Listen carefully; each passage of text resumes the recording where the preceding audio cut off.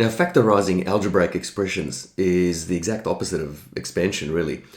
The operation of expansion is based on the distributive law, and we've looked at that already. So we're going to apply the converse of the distributive law, okay, to basically bring the brackets back again. Okay, so we're trying to find a factor in common between a set of terms, and this is what it's really all about.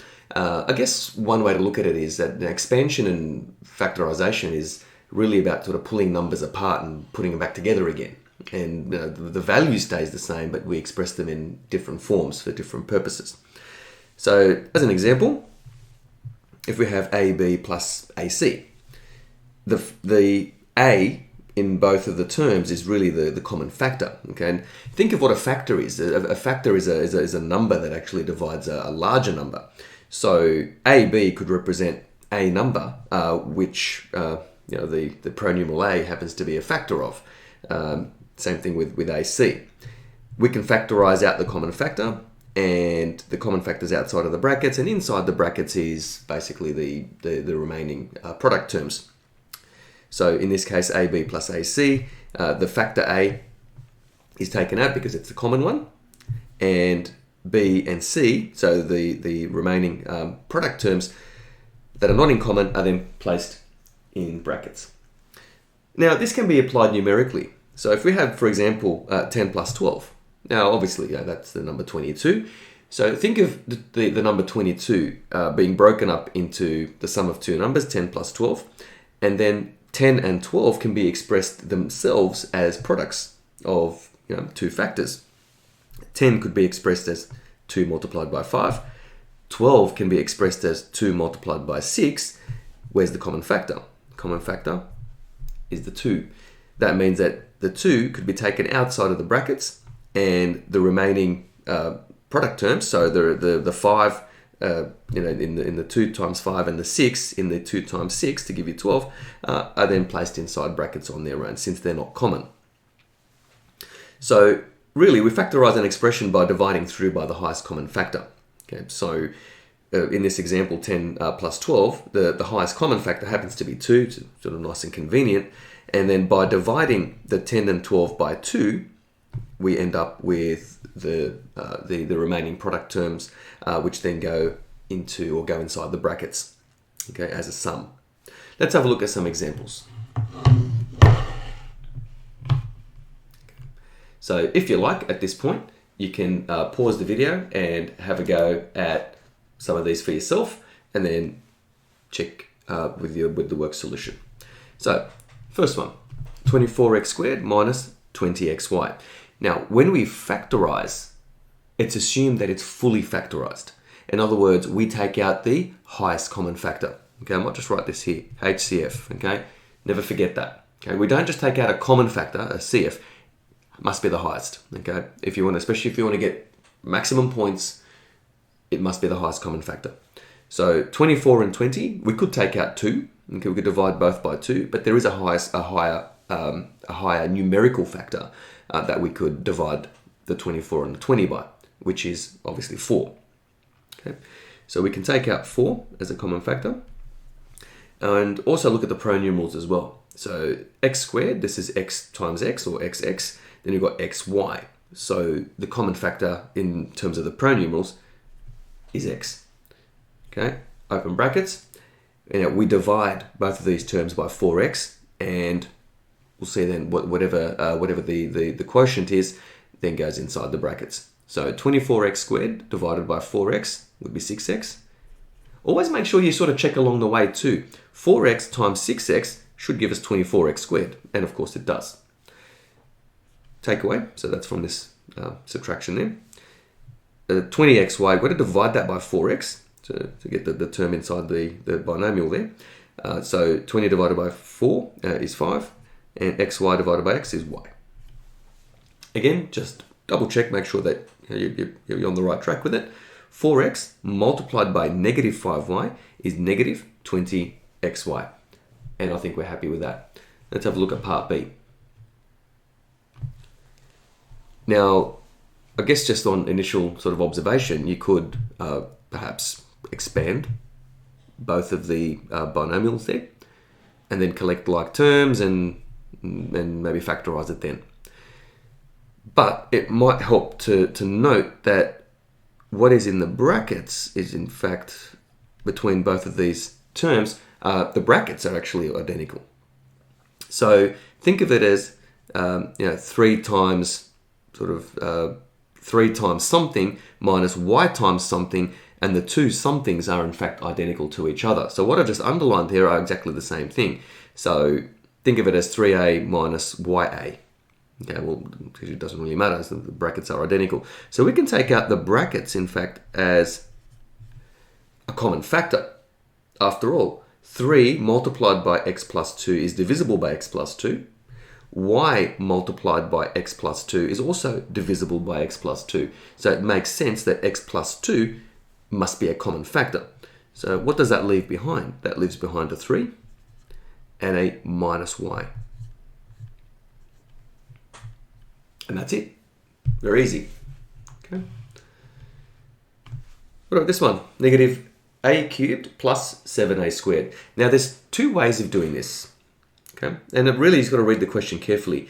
If the question says factorize by taking out the negative factor or a negative factor, well, that's going to change your answer. Okay. So what we'll do, and we'll look at this two different ways.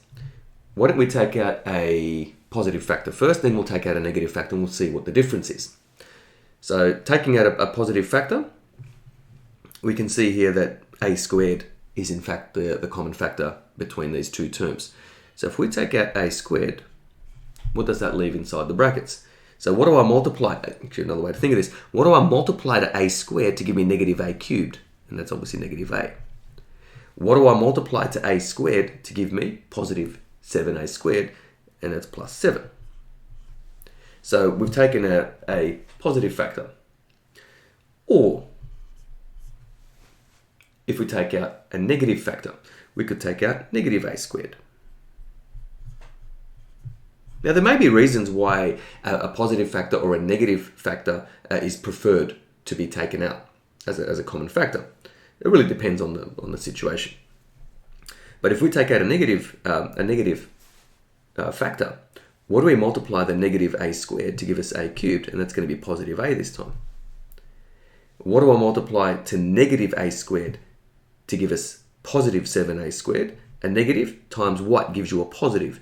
It's going to be another negative, isn't it? So notice that by factorizing out a negative, the negative sign, the negative a turned into a positive a, and the positive 7 turned into a negative 7. Okay, just a few little subtle sort of things to note, I guess. Now, factorizing isn't limited to just 2 terms. We could have 20 terms or 2,000 terms. Actually, it doesn't really matter. But the same rule applies, of course. So this one's a fairly straightforward one. Look at the numbers first. Okay, the coefficients. These are called coefficients, by the way. So the 12, 16, and 20, when there's pronumerals involved. So the coefficient of a squared BC is 12. You've got negative 16, positive 20. I think let's just take out the positive factor in this case. So between 12, 16, and 20, I think 4 probably would work in this case. Probably might be you will know anyway if it's not the highest common factor. When you look at the terms inside the bracket, you need to analyze them again and make sure you've actually taken out every possible factor. You may have to do this another time or another step to sort of make sure that all common factors in fact are taken out so that it is the highest common factor. So taking out 4. Now notice that each of the pronumerals has an A, B, C involved. Right. Now let's go through this procedure again. What do you multiply to 4abc to give you 12a squared bc? And I would say 3a. Hopefully that works. 4 times 3 is 12. ABC times a is a squared bc. Minus. What do we multiply to 4abc to give us 16a b squared c? And of course 4 times 4 gives us 16, so there's 4. And we need a b squared, but we have a b there, so let's put a b there. And plus 20 abc squared, we'll see that's going to be plus 5c. Okay, 4abc multiplied by positive 5c gives us 20 abc squared. Right. Well, this one looks quite simple. It is quite simple, in fact. Think of the symbol that's in common. Two negative signs. Why don't we factorize out -1? Of course, -1 is a value. It's a factor that can be factored out. Okay, so we can take out -1, in fact, as a common factor. And taking out the negative as a common factor, that leaves behind, in fact, the x becomes positive, and the 3, in fact, the -3 becomes positive as well. But we don't need to show the -1, okay? So the way we write this in algebra is just negative x plus 3.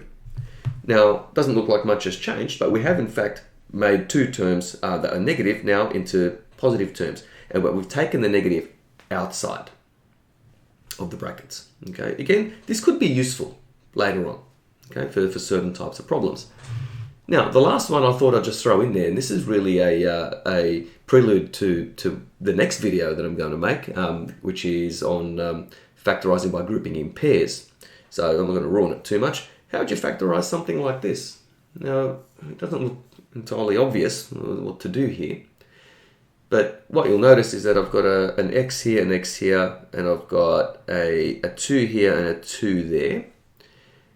It looks like we could probably take out a common factor of a here, and we could take out a common factor of b there. So why don't we do that? Because I've made it sort of somewhat, hopefully, obvious, or a little bit more obvious than sort of the usual type of question that you'd get, just for you to see this. So if you took out a from the first pair of numbers, or first pair of terms, you have a outside of x plus 2. Now take out b out of the second pair of numbers, and you also have x plus 2. Interesting, that looks like this question here, doesn't it? Okay, so x plus 2 now is a common factor. Okay, so we can take out the common factor x plus 2 from both of these terms, and that leaves behind a plus b. Thanks for watching, everyone.